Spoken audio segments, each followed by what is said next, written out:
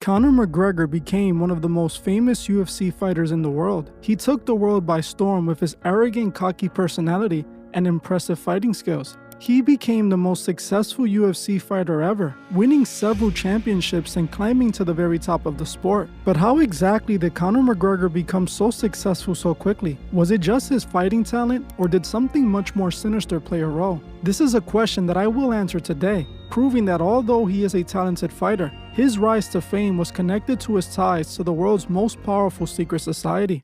Hey guys, I hope all is well. Welcome back to The Truth Is, where I drop new videos exposing the truth weekly. In today's episode, we will be talking about Conor McGregor being exposed as a Freemason. But before we begin, I just wanted to let my Patreon members know I just released a new episode of my new Patreon exclusive weekly show. There are so many topics each week that I want to cover, but can't due to YouTube's guidelines or the topics being too short for a full video. So I decided I will put these topics all into one video where I can give my opinion on them without YouTube censorship. In the first episode, I covered 3 important topics. The first topic is about a woman who tried taking out her own parents because of her hatred of Jesus Christ. The second topic, we talked about the mysterious death of one of Epstein's victims. And lastly, we covered a pastor connected to Trump who was just indicted for child S crimes. If you're one of my members, make sure to check this video out after this one. If you're not a member, consider joining. It's only $3 a month, and not only will you be further supporting the channel, but you would also get access to my new weekly show and over 45 exclusive Patreon videos. You can find the link to my Patreon in the description of this video. I want to thank you all. Now,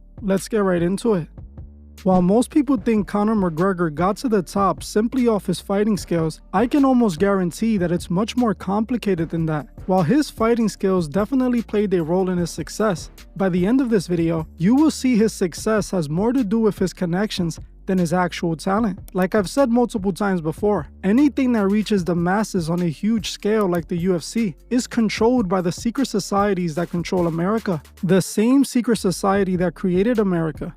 That secret society is the Freemasons. While most people think the idea of a secret society running the world is a ridiculous conspiracy theory, that's actually the truth on what's really going on in our world. The Freemasons own the main stage, and they use these Masonic puppets to influence and manipulate the public. This is exactly what the UFC is being used for, pushing senseless violence and at the same time pushing anti-Christian propaganda. The UFC is another Masonic outlet. It's the reason why they have issues with fighters praising Jesus. This is something the head of the UFC, Dana White, said himself, telling fighters not to praise Jesus after winning a fight. UFC has officially banned talking about Jesus or religion after a fight.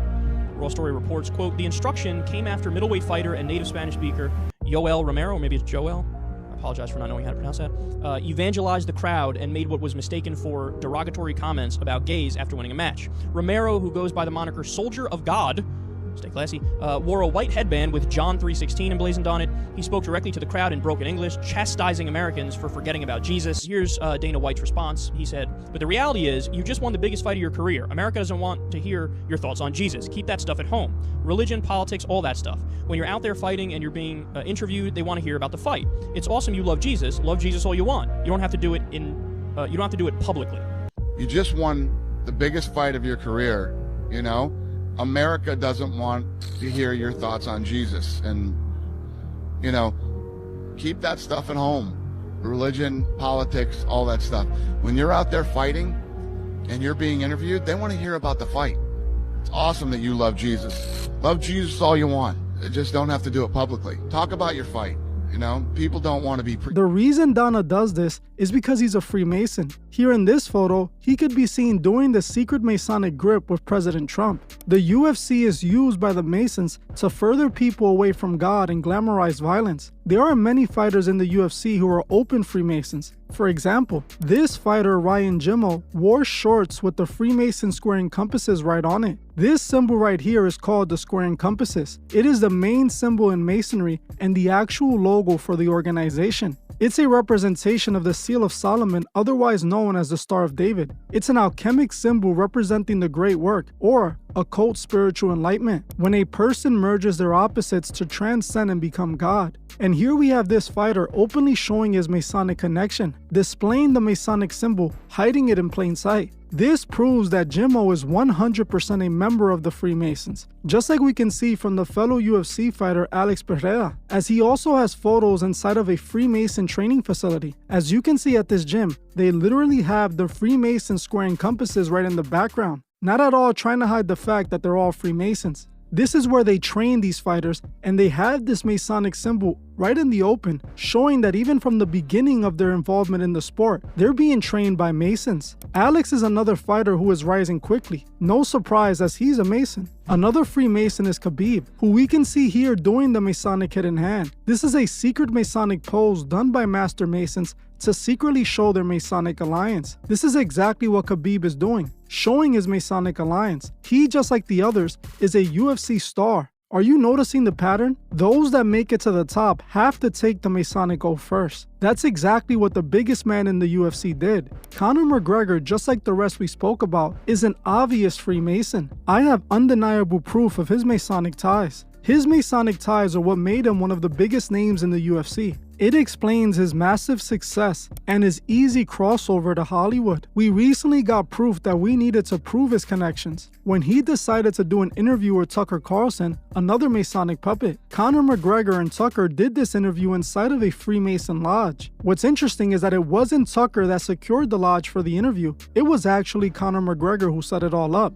Now, for those who don't know, a Masonic lodge is a building where Freemasons meet to perform their occult rituals and host their secret meetings. They held this interview in a room where real occult rituals are done. We can see that this is actually a Masonic lodge, as we spot the famous checkered board floor and paintings of former members all over the walls. In fact, after the public noticed that this was a Masonic lodge, the leaders of the Mason Lodge themselves were forced to come out and try to clean things up, claiming that they didn't know Conor was going to film an interview with Tucker Carlson in the lodge. We all know this is nonsense. They knew exactly what they were doing. They wouldn't have approved it if they didn't. Now they just want to separate themselves and try to cover up the fact that these two guys are both Masonic puppets. It gets worse though, as Conor not only used the Masonic Lodge for this interview, but he also used it for one of his artists' music videos. Conor McGregor has a record label, and under that label, he has an artist named Eskimo Supreme. McGregor actually got his artist to record an entire music video at the Grand Lodge of Ireland, the same lodge he used for the interview. Now what's interesting is that in the music video, they actually perform a real occult sex ritual. In the video, we see the rapper inside the Freemason Lodge. They then host a Gnostic mass ritual, which is a sex ritual done by alchemists and Thelemites. In the ritual, they have a woman act as the Scarlet Woman, the high priestess leading the ritual. They then show multiple men performing acts on her inside of the lodge. Think about it. They did a real sex magic ritual inside of a Masonic lodge and filmed it for a music video. And all of this was funded and done under the orders of Conor McGregor. The Freemason Lodge has come out and claimed that they're investigating this, but we know that they were behind this as well. Conor McGregor is a Freemason, and it's the reason he reached the levels of success he did. The Freemasons control every sport you can think of. It's the same in boxing, as many great boxers have been open Freemasons, including the boxing legend Manny Pacquiao, who has pictures inside of a Masonic lodge. Same thing with basketball, as many basketball players have been Freemasons. LeBron James is believed to be a Freemason, while Shaq is a confirmed Freemason, and so is Scottie Pippen. People like Michael Jordan were connected to the Masons through Masonic fraternities like Omega Psi Phi. The sport of basketball itself was created by a Freemason named James Naismith, a 33rd degree Mason at that. Same thing with baseball, as the field is literally shaped like a Masonic square encompasses. The same story for football, that was created again by a Freemason named Walter Camp, who was a member of the Skull and Bones, a secret society that many presidents have been a part of. The Skull and Bones were also created by a Freemason organization. In fact, stars like Tom Brady, one of the biggest stars in the league, admitted to using witchcraft to win games, with Tom Brady admitting during an interview that his wife did witchcraft before games so he could win. Any special thing you carried into the game Sunday that you had tucked away somewhere? I did. I always, I've learned a lot from my wife over the years. She's so about the power of intention, and believing things that are really going to happen. And she always makes a little altar for me at the game because she just wills it so much. And So she put together a little altar for me that I could bring with pictures of my kids, and I have these little special stones, healing stones and protection stones, and she has me wear a necklace and take these drops she makes, and I say all these mantras, and I stopped questioning her a long time ago. I did. I just shut up and listened. And at first I was like, this is kind of crazy, and then about 4 years ago, we were playing the Seahawks, and she said, you better listen to me, this is your year, but this is all the things you're gonna have to do to win. I did all those things, and by God, you don't work pretty good.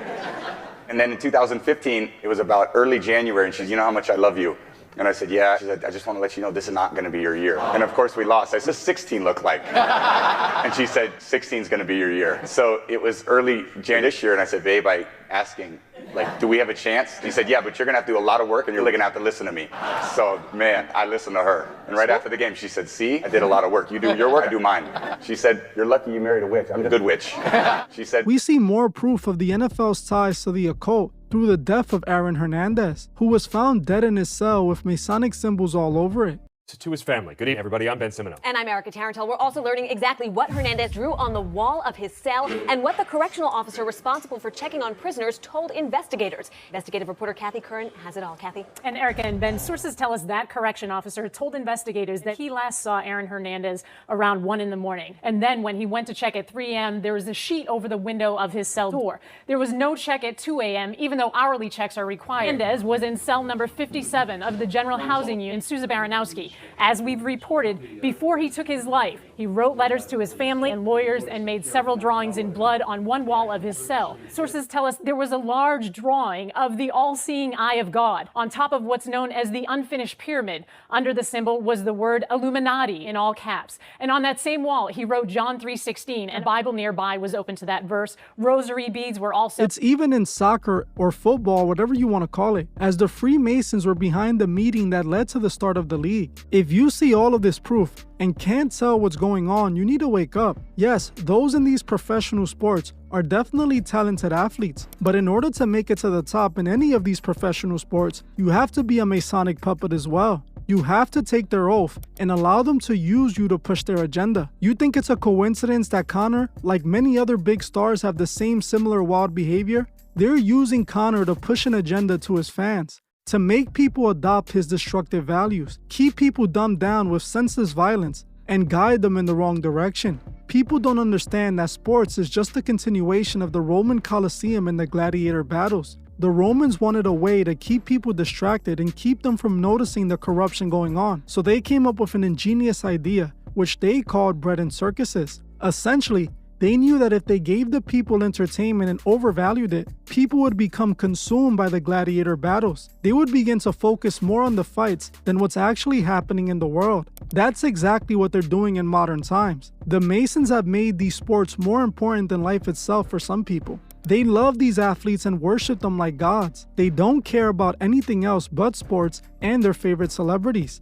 This is the modern version of the Romans' bread and circuses. You can see that these athletes aren't on top of the world because they're so talented. It's all orchestrated by those who control the world and pull the strings. You have to take the Masonic oath to make it to the top. I recommend you don't allow these puppets to distract you and guide you in the wrong direction. Remember that every day we wake up, our souls are at stake. We must also remember to help those who can't see the truth find the truth. Well, I'm gonna end this one here. I want to thank you all for watching, and I'll see you guys in the next one.